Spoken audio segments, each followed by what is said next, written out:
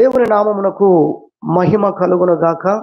యేసుక్రీస్తు ప్రభువారి పేరట మీకందరికీ ప్రత్యేకమైన వందనాలు తెలియజేస్తూ ఉన్నాము. దేవుణ్ణి స్తుతించుదాం. హల్లెలూయా. దేవుని సన్నిధిలో ఆయన స్తుతించుట కొరకు, ఆయనను ఆరాధించుట కొరకు దేవుని యొక్క పరిశుద్ధ గ్రంథములో నుండి అనేక విషయాలు మనం నేర్చుకోవడానికి ప్రభు సహాయం చేస్తున్నాడు.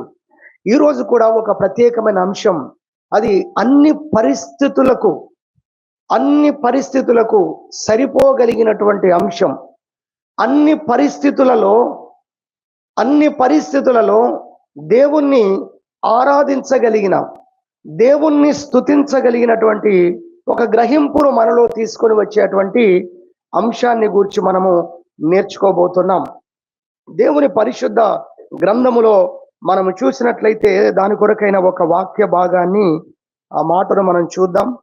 రాజుల గ్రంథం మొదటి గ్రంథము 12వ అధ్యాయము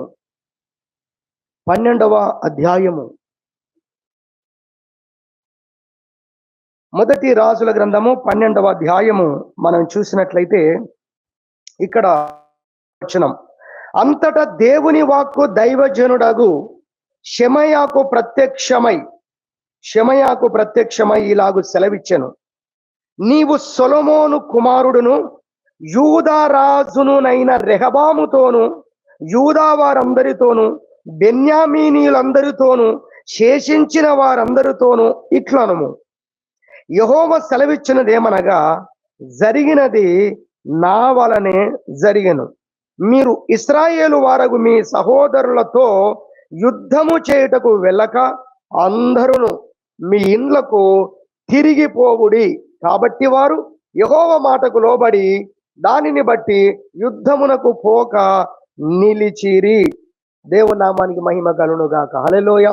ఎంత అద్భుతమైనటువంటి విషయం, సందర్భం బైబిల్లో మనం చూస్తున్నాం. నిజంగా ఇక్కడ మనం చూస్తున్నాము, సొలొమోను కుమారుడును యూదా రాజు అయినటువంటి రెహబాముతో దేవుడు పలికించినటువంటి మాట, షెమయ అనేటువంటి ఒక ప్రవక్త ద్వారా దేవుడు పలికిస్తున్నటువంటి ఒక మాట మనం ఇక్కడ చూస్తున్నాం. మీ సహోదరులకు ఇశ్రాయేలులతో మీరు యుద్ధం చేయడానికి వెళుతూ ఉన్నారు. యుద్ధ పరిస్థితి అక్కడ కనబడుతుంది. యుద్ధము చేయడానికి సొలొమోను కుమారుడు రెహబాము యుద్ధము చేయడానికై వేల మందిని లేదా లక్షల మందిని పోగు చేసుకొని ఇశ్రాయేలుల మీదికి వెళ్ళడానికి సిద్ధపడుతున్న సమయం అది, ఆ గడియలవి. అప్పుడు దేవుని వాక్కు ప్రత్యక్షమవుతుంది.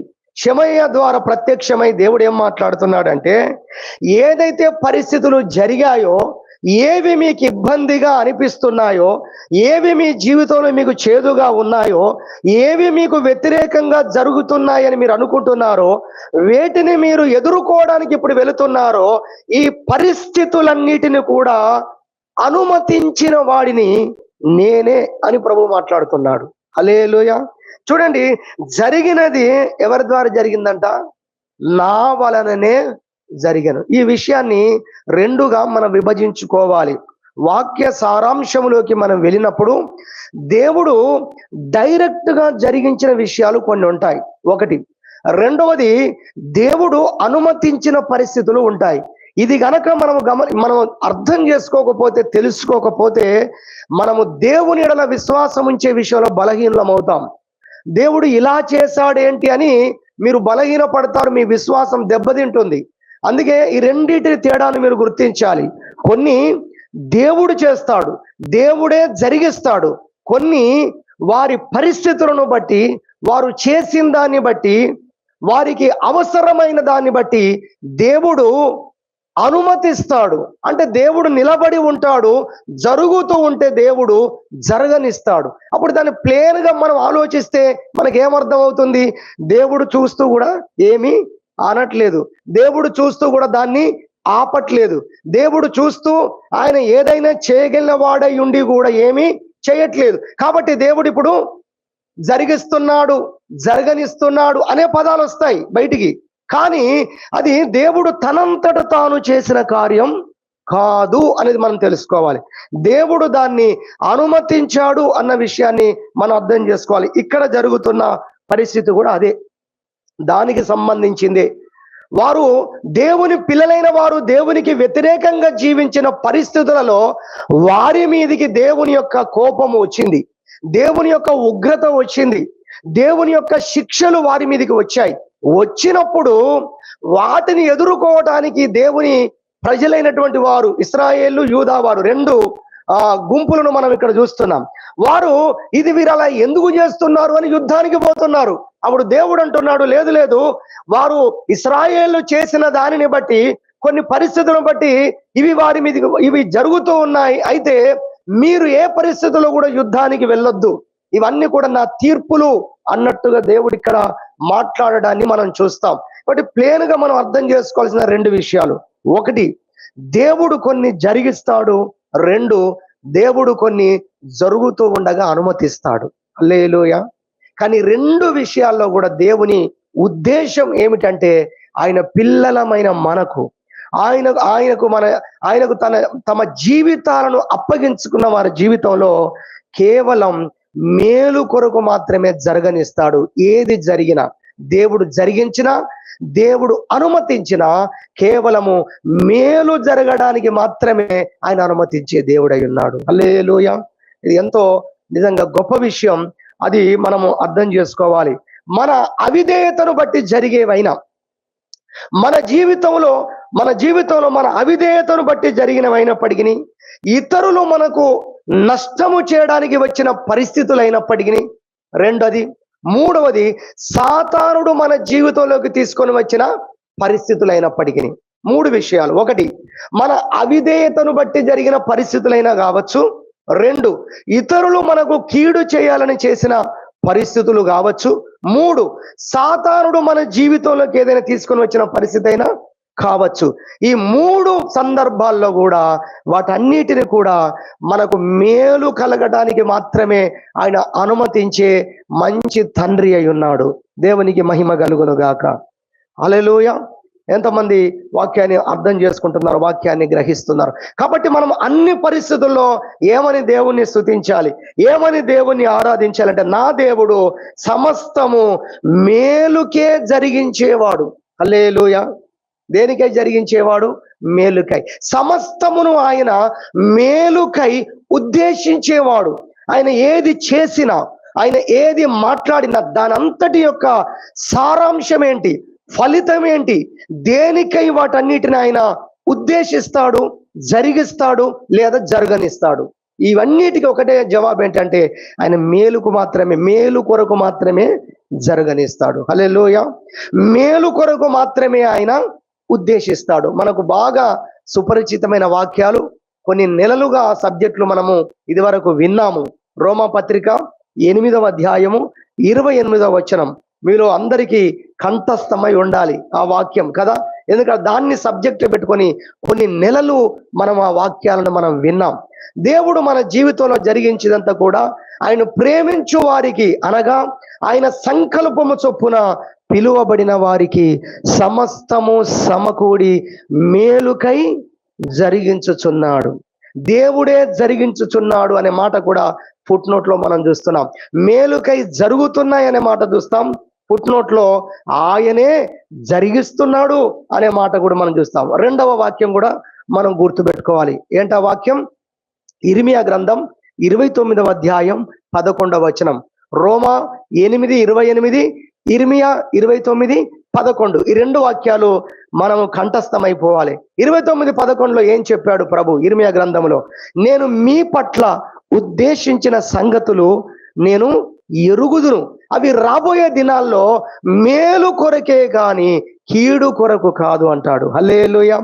మేలు కలుగుట కొరకే నేను ఉద్దేశించి ఉన్నాను అనే మాట ప్రభు చెప్పినట్టుగా మనం చూస్తాం. మరొక వచనం కూడా చాలా స్టాండర్డ్ వచనాలు ఇవన్నీ కూడా, అది కూడా గుర్తుపెట్టుకుందాం. అది యాకోబు పత్రిక 1వ అధ్యాయం దేవుని యొక్క వ్యక్తిత్వాన్ని గూర్చి, దేవుని యొక్క స్వభావాన్ని గూర్చి ఎప్పుడు స్థిరమైన హృదయము గలవారుగా ఉండుట కొరకు ఈ వాక్యాలు మనకు సహాయపడతాయి. యాకోబు పత్రిక 1వ అధ్యాయము 16వ వచనం. నా ప్రియ సహోదరులారా మోసపోకుడి. 17 చదువుతున్నాను. శ్రేష్టమైన ప్రతి ఈవియు సంపూర్ణమైన ప్రతి వరమును పరసంబంధమైనదై జ్యోతిర్మయుడగు తండ్రి యొద్ద నుండి వచ్చును. శ్రేష్టమైన ప్రతి ఈవియు సంపూర్ణమైన ప్రతి వరము మరి జ్యోతిర్మయుడగు తండ్రి యొద్ద నుండి వస్తుంది అంటే, అనగా దేవుని యొద్ద నుండి వచ్చే ప్రతిది కూడా అది శ్రేష్టమైనదై ఉంటుంది. ఆయన ఉద్దేశించింది, ఆయన జరిగించేది, ఆయన అనుమతించేది అన్ని కూడా అవి శ్రేష్టమైనవి. శ్రేష్టమైనది మాత్రమే దేవుని యొద్ద నుండి మరి నీ వరకు, నీ యొద్దకు వస్తుంది అన్న విషయాన్ని యాకోబు పత్రిక కూడా మనకు తెలియజేస్తున్నట్టుగా దేవుని యొక్క పరిశుద్ధ గ్రంథంలో మనం చూడగలుగుతున్నాం. కాబట్టి మన జీవితంలో, ఆయన పిల్లలుగా ఉన్న మన జీవితంలో, ఆయన ఆరాధిస్తూ వెళుతున్నటువంటి మన జీవితంలో జరిగే వాటి విషయంలో మనకు ఒక చక్కని గ్రహింపు ఉండాలి. అదేమిటంటే, పరిస్థితులు ఏ విధంగా నా జీవితంలో రావచ్చు, మనుషులు ఏ విధంగా నా జీవితంలో ప్రవర్తించవచ్చు, నాతో వ్యవహరించవచ్చు, సాతానుడు కూడా నా జీవితంలో అనేకమైన పరిస్థితులను తీసుకొని రావచ్చు. కానీ వీటన్నిటి మధ్యలో నా దేవుడు మాత్రం మేలు కొరకు మాత్రమే ప్రతిదీ జరిగిస్తాడు, జరగనిస్తాడు. హల్లెలూయా. ఇది మన హృదయంలో ఉండాలి. అన్ని పరిస్థితులలో ప్రతిదానిని కూడా మేలుగా మార్చగలిగినటువంటి దేవుడు, మేలుగా దాన్ని చేయగలిగిన దేవుడు మాత్రం నాకు ఉన్నాడు అన్న పరిస్థితిని మనం జ్ఞాపకం చేసుకొని మన ప్రతి పరిస్థితులలో మనం దేవుణ్ణి స్తుతించే వారంగా, ఆయన గణపరిచే వారంగా మనం ఉండాలి అన్న విషయాన్ని ప్రభు పేరట మరి గుర్తు చేస్తున్నాం. కొన్నిసార్లు మన జీవితంలో కొన్ని పరిస్థితులు మన జీవితంలో మనం ఎదుర్కొన్నప్పుడు, మన జీవితంలో ఎదురైనప్పుడు, ఆయా పరిస్థితులు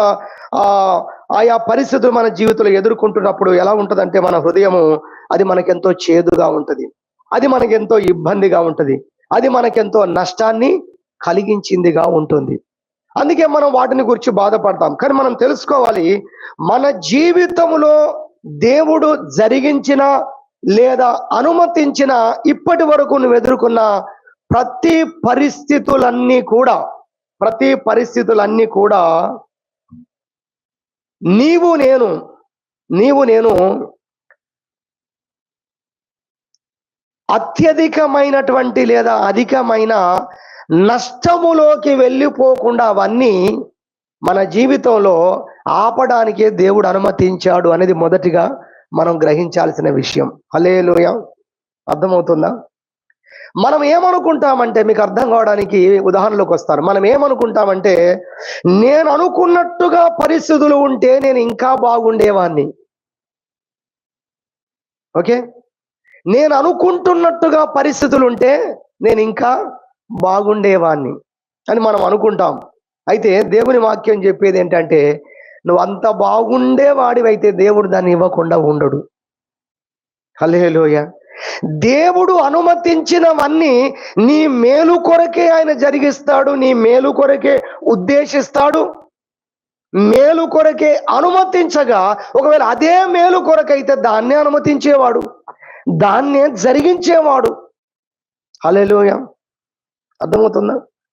అనుకుంటాం మనం అలా చాలాసార్లు. కొన్ని విషయాల్లో మనం ఎలా ఉంటామంటే, నేను అనుకున్న పరిస్థితులు వచ్చినా నేను చక్కగా భక్తి చేసేవాడిని అని కూడా అనుకుంటాం. ఏమో, ఎవరివ్వాలి గ్యారెంటీ? స్తోత్రం చెప్పుదాం. ఎవరివ్వాలి గ్యారెంటీ? అనుకుంటాం. అనుకోవడంలో ఏమి లేదు కదా, దానికి లాకేం లేదు కదా, ఎన్నైనా అనుకోవచ్చు మనం. దేవుని పరిశుద్ధ గ్రంథంలో ఒక అద్భుతమైన వాక్యం నన్ను నిజంగా బాగా ప్రభావితం చేసిన వాక్యం బైబిల్ గ్రంథంలో చూద్దాం. 7వ అధ్యాయం ద్వితీయోపదేశకాండం 7వ అధ్యాయం. చాలా అద్భుతమైన వాక్యం అండి ఇది. 22వ వచనం చదువుతారా ఎవరైనా? 22. నీ దేవుడైన యెహోవా నీ ఎదుట నుండి క్రమక్రమముగా ఈ జనములను తొలగించును. అడవి మృగములు విస్తరించి నీకు బాధకములుగా ఉండవచ్చును గనుక వారిని ఒక్కమారే నీవు నాశనము చేయతగదు, అది నీకు క్షేమకరము కాదు. నిర్గమకాండం 23వ అధ్యాయము, నిర్గమకాండం 23వ అధ్యాయము మనం చూసినట్లయితే 29వ వచనం, ఇది కూడా చదువుకుందాం. దేశము పాడై అడవి మృగములు నీకు విరోధములుగా విస్తరింపకుండానట్లు వారిని 1 సంవత్సరములోనే నీ ఎదుట నుండి నేను వెళ్ళగొట్టను అంటున్నాడు ప్రభు. సందర్భం మొదటిగా అర్థం చేసుకుందాం. దేవుడు అంటున్నాడు, మీ ముందున్న దేశాన్ని నేను మీకు ఇస్తాను, ఆ దేశములో నివసించే ప్రజలను వెళ్ళగొడతాను. అయితే ఒక్కమారే ఆ దేశ ప్రజలను నేను వెళ్ళగొట్టను. ఒక్కమారే ఆ దేశ ప్రజలపై నేను నీకు విజయము ఇవ్వను. మీరు ఇన్స్టాల్మెంట్గా కొద్ది కొద్దిగా ప్రజలను జయించుకుంటూ, ఒక్కొక్క రాజ్యాన్ని జయించుకుంటూ మీరు ముందుకు వెళ్ళాలి. ఎందుకు అంటే ఒక రీజన్ చెప్పాడు దేవుడు ఇక్కడ. ఇది అర్థమైతే నిజంగా మీ జీవితంలో మీరు చాలా విషయాల్లో మీరు తొందరపడరు, దేవుణ్ణి కూడా తొందర పెట్టరు. హల్లెలూయా. దేవుడు అంటున్నాడు, నీకు శత్రువులు కష్టకరంగా ఉన్నారు, నిన్ను బాధించేవారు ఉన్నారు, నిన్ను ఇబ్బంది పెట్టేవారు ఉన్నారు. శత్రువులు అనగా మన జీవితంలో ఉన్న శ్రమలు, కష్టాలు, అననుకున్న పరిస్థితులు, నువ్వు అనుకోని పరిస్థితులు, నువ్వు ఇబ్బంది పడే పరిస్థితులు, అవన్నీ శత్రువులకు సాదృశ్యం. దేవుడు అంటున్నాడు, వాటన్నిటిని కూడా నేను వెంటనే నీ జీవితంలో తొలగించను. మనం చదువుకున్న నిర్గమకాండంలో వెళ్ళగొట్టను ఖచ్చితంగా చెప్పేశాడు దేవుడు. వెళ్ళగొట్టవా ప్రభు అంటే ఏమన్నాడు? వెళ్ళగొట్టను. ఇంకో ఉదాహరణ చెప్పండి, ఇంకా మేము గుర్తుపెట్టుకుంటాం బాగా అంటే, ఒకసారి పౌలు గారు ప్రార్థన చేశారు, ప్రభువా అంతా బాగానే ఉంది కానీ ఒక్కటే బాగలేదు. ఏంటది? నా జీవితంలో అనారోగ్యం పెట్టావు, ఎందుకు ప్రభు? ఇది సేవలో మంచిగా అటు ఇటు వెళ్దాం, మంచిగా బాగా నేను ఉజ్జీవంతో ముందుకు వెళ్ళాలి అని అనుకుంటే నాకు అనారోగ్యం వచ్చినప్పుడల్లా ఇది నాకు బ్రేక్ వేస్తుంది, ఇది పరిగెత్తలేకపోతున్నాను. అది తన జీవితంలో ఎంతో తనకు ఆటంకంగా ఇబ్బందిగా ఉన్న పరిస్థితిని గురించి దేవుని కంప్లైంట్ చేశాడు. ఏమన్నాడు? ముళ్ళు పెట్టావు ప్రభు, దీన్ని తొలగించిన ఆయనను ప్రార్థన చేశాడు. ఒక్కసారి కాదంట, 3 సార్లు ప్రత్యేకంగా పనిగట్టుకొని ఆయన దేవుని సన్నిధిలో ప్రార్థన చేశాడు. అంటే ఒకసారి ప్రార్థన చేసి 1, ఒకసారి ప్రార్థన చేసి 2, అలా కాదు. అర్థమవుతుందా? కాబట్టి ప్రత్యేకంగా దేవుని దగ్గర 3 సార్లు ప్రార్థన చేశాడు. అప్పుడు దేవుడు చెప్పాడు ఆయనకు ఒక మాట. ఏమన్నాడు ఆ మాట? నా కృప నీకు చాలును. ఏంటిదా కృప? నేను నీకు నడిపిస్తున్నానో, ఏదైతే నీ జీవితంలో నిన్ను అన్ని డిజైన్ చేసి నిన్ను నడిపిస్తున్నానో, నిన్ను తీసుకొని వెళ్తున్నానో, అది నా కృప, అది నీకు చాలును. హల్లెలూయా. అది నీకు సరిపోతుంది, అంత మట్టుకు చాలు. అంతకెక్కువైతే చెప్పాలి మనం, అంతకెక్కువైతే ప్రాబ్లం అయిపోతుంది. అది చాలును అన్నాడు దేవుడు. ఫుల్ అయిపోయిన తర్వాత తిన్నామనుకోండి ఏమవుతుంది? వాపస్ వచ్చేస్తుంది. అది చాలును అన్నాడు దేవుడు. కాబట్టి ఇక్కడికి వద్దాం మనం.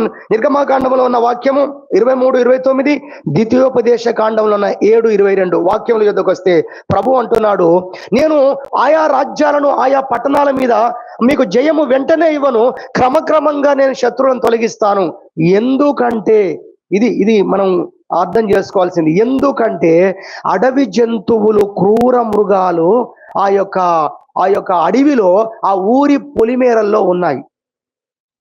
నేను ఒకవేళ ఈ యొక్క శత్రువులను నేను వెళ్ళగొట్టుకుంటూ వెళ్ళినట్లయితే ఈ అడవి మృగాలు విస్తరించి ఈ యొక్క ప్రదేశమంతా కూడా నిర్జీవం అయిపోయి, ప్రజలు లేకుండా వారిని నువ్వు చంపివేస్తావు, వారిని నువ్వు వెళ్ళగొడతావు. అయితే ఆ దేశమంతా కూడా ఏమైపోతుంది? నిర్జీవమైనటువంటి ప్రదేశంగా, ఖాళీ ప్లేస్ గా ఉంటది. అప్పుడు అడవి మృగాలు విస్తరిస్తాయేమో అన్నాడు దేవుడు. అడవి మృగములు విస్తరించి నీకు బాధకములుగా, అంటే నీకు బాధగా, నీకు తలనొప్పిగా మారే పరిస్థితి ఉంటది అని చెప్పాడు దేవుడు. ప్రజలను నేను తొలగిస్తే ఆ స్థానములోకి అడవి మృగాలు వస్తాయి అన్నాడు దేవుడు. ఇంతవరకు మనం శత్రువులను మన జీవితంలో మనము ఎదుర్కొంటున్న శ్రమలు అని అర్థం చేసుకున్నాం. మరి అడవి మృగాలు ఏంటి? ఈ అడవి మృగాలు వచ్చి నీకు తలనొప్పిని కలిగిస్తాయి, నీకు బాధకములుగా ఉంటాయి అన్నాడు. ఈ అడవి మృగాలు ఏంటంటే మన జీవితంలో కొన్ని పరిస్థితులు మనకు ఉన్నాయి కాబట్టి మన జీవితంలో నుండి కొన్ని బయటికి రాకుండా లోపల అణిచి పెట్టబడి ఉన్నాయి. ఏంటి అవి? శరీర సంబంధమైన స్వభావాలు, అవే అడవి మృగాలు. హల్లెలూయా. కొన్ని పరిస్థితులు మన జీవితంలో లేకపోతే అవి బయటకు వస్తాయి. మీరు వాక్యములో చూసినట్టయితే దేవుడు అంటాడు, యెహెజ్కేలు గ్రంథం మీరు రాసుకోండి, మీ మనసులో పెట్టుకోండి ఆ మాట. 16వ అధ్యాయం 49. సొదొమ గొమొర్రా పట్టణాలను గురించి ప్రభు మాట్లాడుతూ యేహెజ్కేలు ప్రవక్త ద్వారా చెప్పిన విషయం ఏంటంటే, అసలు సొదొమ గొమొరాలు ఎందుకు నాశనం అయ్యాయో మీకు తెలుసా అని అడిగాడు ప్రభు. ఎందుకు నాశనం అయ్యాయి అంటే, దానికి ఉన్నటువంటి నిర్విచారమైన స్థితియే అన్నాడు. ఏం స్థితి? నిర్విచారమైన స్థితి. అంటే విచారము లేకపోవడమే, అంటే బాధలు లేకపోవడమే, కష్టాలు లేకపోవడమే, కొన్ని ఇబ్బందులు దానికి లేకపోవడమే. నిజమే, మన జీవితంలో అవసరమైనటువంటి ఇబ్బందులు మనకు ఉండాలి. హల్లెలూయా. ఏంటి అవి? ఏంటి అవి? అవసరమైన, అవును, అవసరమైనవి ఉండాలి. గొప్ప గొప్ప కార్లు కొంటున్నారు, కోట్ల రూపాయలు ఖరీదు చేసే కార్లు మనుషులు కొంటున్నారండి. ఎంత వేగంగా చేరుకోవచ్చో గమ్యాన్ని కదా, కానీ వాటికి బ్రేకులు కూడా ఉంటాయి. పరిగెత్తే కారుకు బ్రేక్ ఎందుకు? కోట్ల రూపాయలు ఖరీదు చేసి పరిగెత్తడం తీసుకున్న కారుకు బ్రేకులు ఎందుకు? అది లేకపోతే నీ ప్రయాణం కాదు, అదే అంతిమ ప్రయాణం అవుతుంది కదా. మన జీవితంలో కొన్ని అవసరమైనటువంటి శ్రమలు, కష్టాలు మనకు ఉండాలి. దేవుని వాక్యంలో ఆ మాట రాసింది, చూద్దాం. ఆ మాట పేతురు రాసినటువంటి పత్రిక, దేవుని పరిశుద్ధ గ్రంథములో పేతురు రాసినటువంటి పత్రిక, అపోస్తలుడైనటువంటి పేతురు గారి ద్వారా దేవుడు రాయించినటువంటి మాట మనకు కనబడుతుంది. మొదటి పేతురు పత్రిక 1వ అధ్యాయము 6వ వచనం.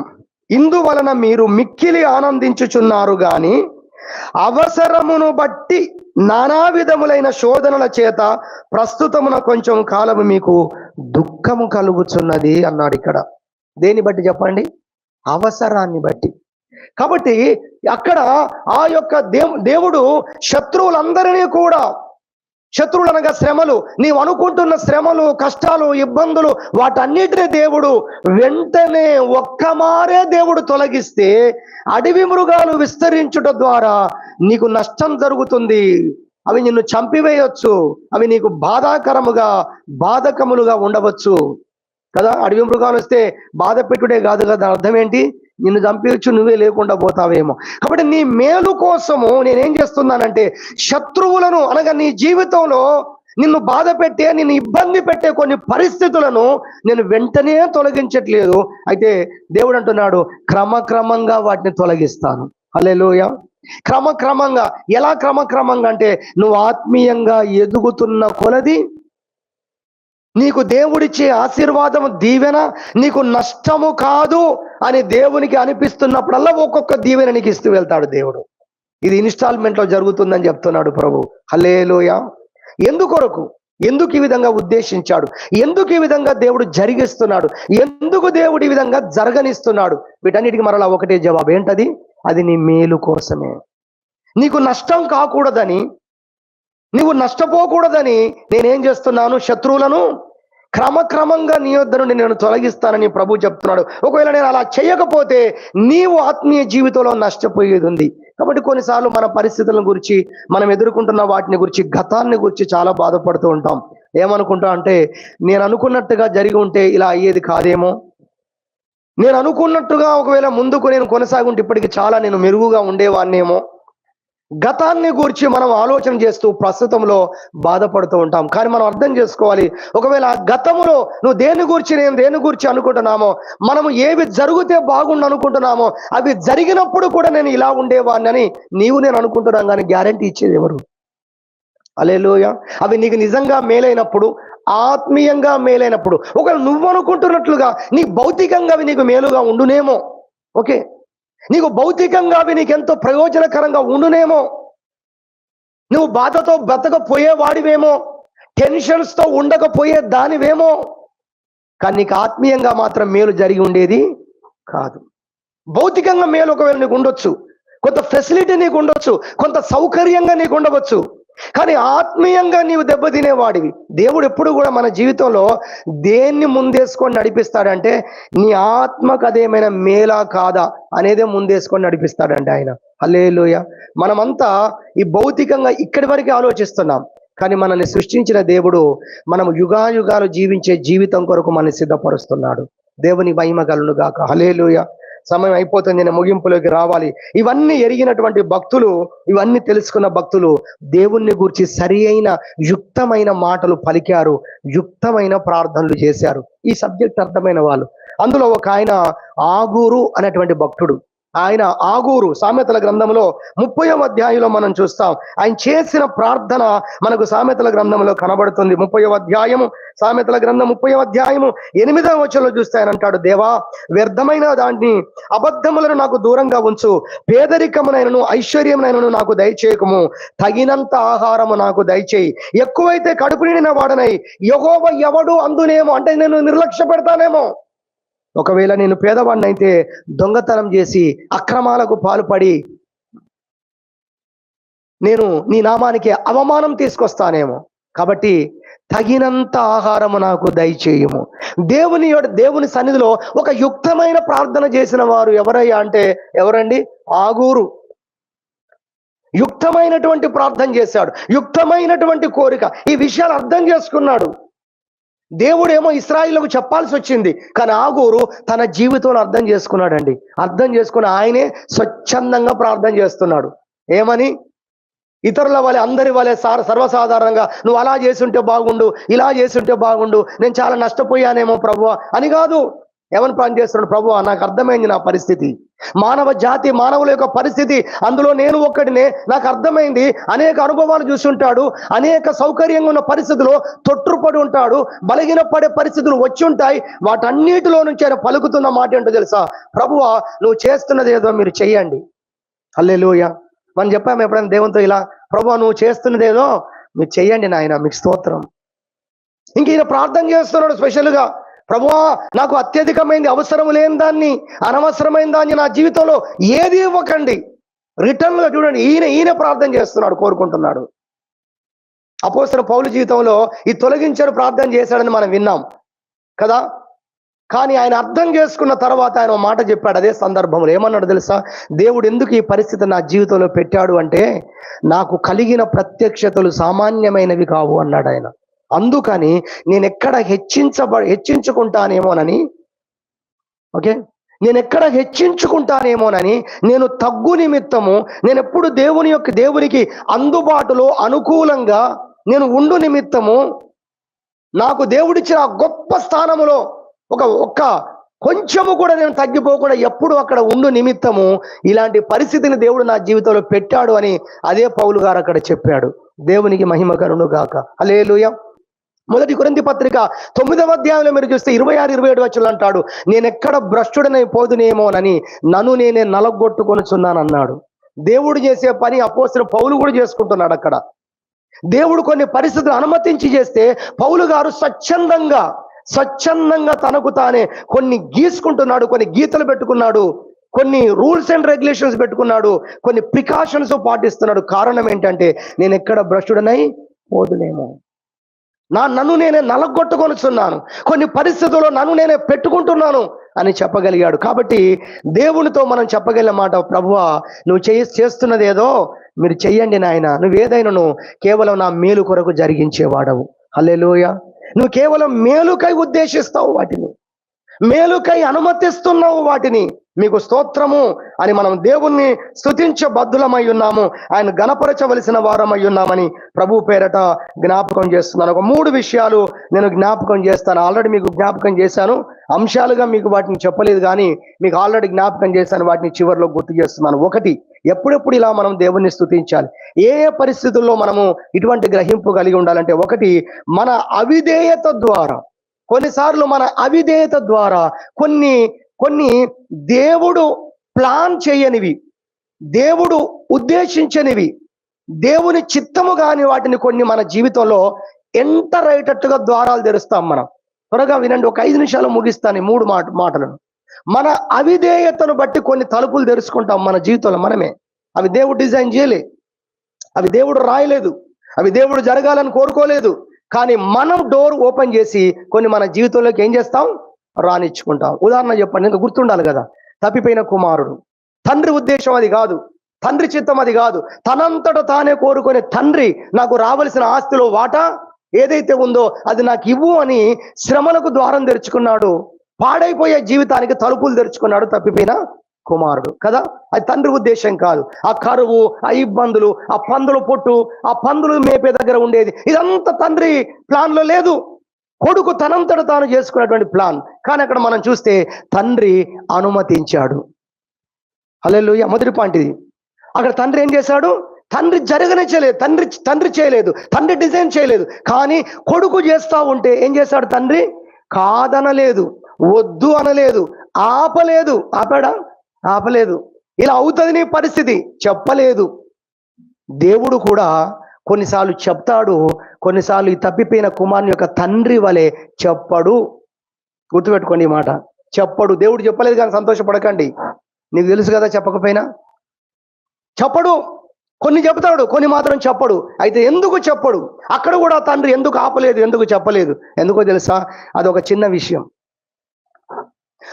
ఆ చిన్న విషయాన్ని నీ జీవితంలో అనుమతించి జరుగుతుంటే చూస్తూ ఉండి, జీవితంలో ఎన్నడిలా చెయ్యను ప్రభు అనే స్టేట్మెంటు నీ దగ్గర నుంచి రాగలిగిన అనుభవాన్ని నువ్వు నేర్చుకోవడానికి దేవుడు నీకు సహాయం చేస్తాడు.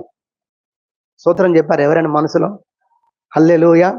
ఎన్నడూ జీవితంలో ఇలాంటి నిర్ణయం, ఈ తప్పుడు నిర్ణయం నేను తీసుకోను ప్రభు అని నీ అంతటా నీవే అనేటట్టుగా ఒక అనుభవాన్ని ఇవ్వటం కోసమే తప్పిపోయిన కుమారుని తండ్రి వలె కొన్ని నువ్వు చేస్తూ ఉంటే కూడా దేవుడు నిలబడి ఉంటాడు.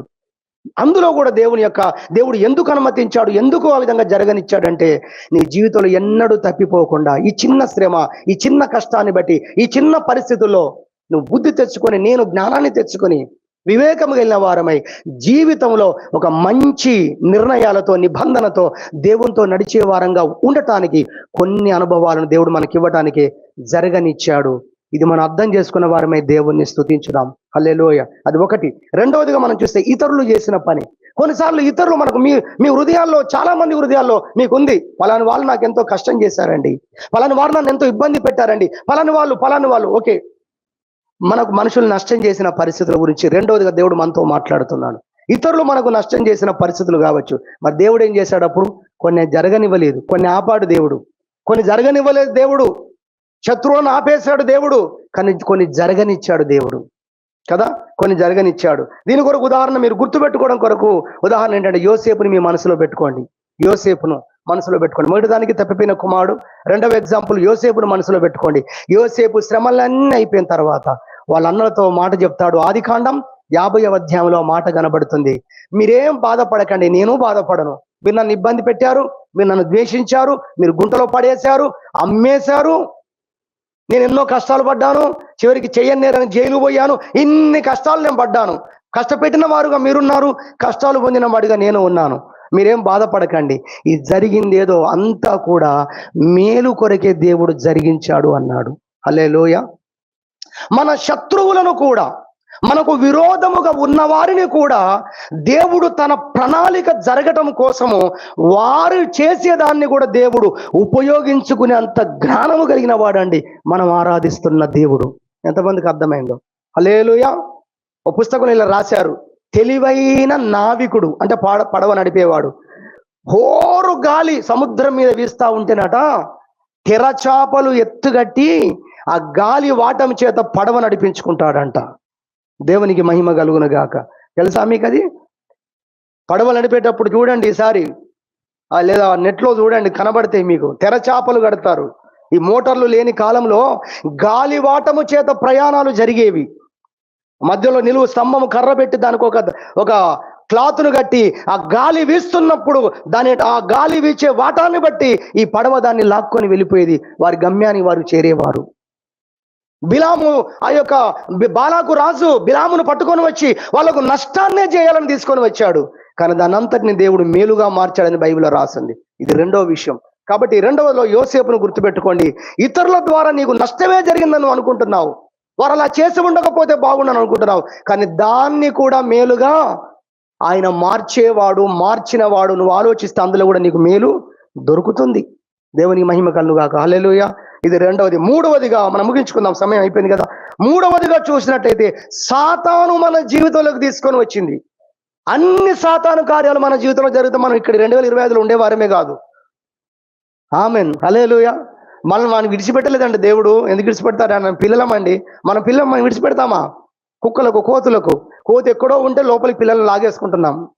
కుక్క ఎక్కడో ఉంటే ఇక్కడే మనం ఇటుపక్క వెనక దిక్కు లెఫ్ట్‌కు దాని దగ్గర రాగానే అన్ని చుట్టూ తిప్పుకుంటాం వాళ్ళను.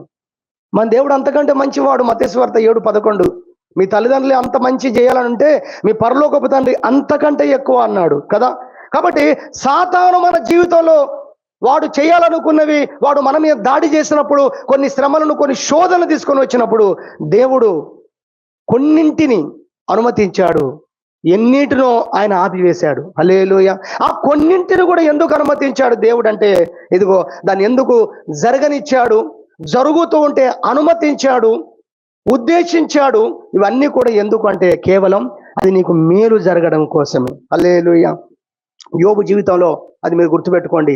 యోబు జీవితంలో జరిగిన కష్టము, ఆ శ్రమ దేవుడు ఎందుకు అనుమతించాడు? యోబు పాపము లేదే, సాతానుకి దేవుడే అనుమతించాడే, ఉద్దేశించాడే, అవకాశం ఇచ్చాడే, డోర్ తెరిచాడే. ఎందుకు? యోబు రెండంతల ఆశీర్వాదం పొందాడు. హల్లెలూయా. పౌలు శీలల జీవితంలో చెరసాల్లో పడ్డారే. ఎందుకు? వారు ఎన్ని వాక్యాలు చెప్తే జైలు సూపరింటెండెంట్ ఫ్యామిలీ అంతా మారేది. అంత గొప్ప ఉజ్జీవం ఆ రోజు లుస్త్రాలో, ఆ ఏరియాలలో వచ్చేదండి. దేవుడు అనుమతించిన ప్రతి పరిస్థితిలో కూడా కేవలం మేలు కొరకే. అందుకే సాతానుడు ఏం జరిగిస్తాడో జరిగించని దేవుడు ఏం జరిగిస్తాడో నీకు చూపిస్తాడుగా. హల్లెలూయా. నేను చెప్పాను అంతకుముందు, వాట్సాప్లో 2 ఫోటోలు పంపించాను. ఒక ఫోటోలో మధ్యలో కట్ చేసి 2 ఫోటోలు పెట్టి పంపించాను. ఓ దిక్కు యోబు బూడిదలో కూర్చొని మరి ఆ కురుపులతో బాధపడుతున్న దృశ్యం, మధ్యలో లైన్ కొట్టి ఇంకో ఫోటో పెట్టాను. ఏంటది? ఆ ఫోటో పెట్టాము. ఏంటంటే ఆ ఫోటోలో యోబు మంచి సింహాసనం కూర్చున్నట్టు, స్నేహితులందరూ బంగారం ముళ్ళలన్నీ పట్టుకొని వచ్చినట్టుగా ఆ ఫోటోలో ఉంటది. ఆ 2 ఫోటోల మీద 2 పదాలు రాశాం. ఒకటి, ఆయన కింద బూడిదలో కూర్చున్నప్పుడు ఏం రాశామంటే, ఇదిగో సాతానుడు ఏం చేస్తాడో చేయనివ్వు అని రాశాం ఈ ఫోటో మీద. ఈ ఫోటో మీద సింహాసనం మీద కూర్చున్నాడు, అందరూ మూటలు ముళ్ళలు కానుకలు, ఓ పెద్ద పండుగ జరుగుతుంది. యోబు అద్భుతంగా ఆరోగ్యంగా మళ్ళీ రెండంతల ఆశీర్వాదంతో కూర్చొన్నాడు. అక్కడ రాశాం ఏమని? దేవుడు ఏం చేస్తాడో చూపిస్తాడుగా. హల్లెలూయా. సాతానుడు ఏం చేస్తాడో చేయనివ్వు. దేవుడు ఏం చేస్తాడో, ఏం చేసి చూపిస్తాడో నువ్వు చూస్తావుగా అనే విషయాన్ని అక్కడ రాయడం జరిగింది. సహోదర దేవుడు దాని బైబిల్లో యోబు గ్రంథమే పెట్టి పెద్దగా రాయించాడు మన కోసం. కాబట్టి మన జీవితంలో వచ్చే ప్రతి పరిస్థితులలో దేవుడు జరిగించినవైనా, దేవుడు అనుమతించినవైనా, దేవుడు జరిగించినవైనా, దేవుడు అనుమతించినవైనా, ఈ విషయాల్లో అది నీ అవిధేయతను బట్టి జరిగిన పరిస్థితులు కావచ్చు, నీకు విరోధముగా ఉన్న వ్యక్తులు మనుషుల ద్వారా, నువ్వు అనుకున్నట్టుగా మనుషుల ద్వారా వచ్చిన పరిస్థితులు కావచ్చు, మూడవది సాతాను ద్వారా నీ జీవితంలో వచ్చిన పరిస్థితులు కావచ్చు. నువ్వు నమ్ముకున్న నీ దేవుడు ప్రతిదానిని కూడా మేలుకరంగా ఉండేటట్టుగానే వాటన్నిటిని మార్చివేస్తాడు, వాటన్నిటిని జరిగిస్తాడు అన్న విషయాన్ని తెలుసుకొని ప్రతి పరిస్థితుల్లో దేవుని మనం స్తుతించుదాం, దేవుని మనం ఆరాధించుదాం. దేవుడి వాక్యమును దీవించును గాక.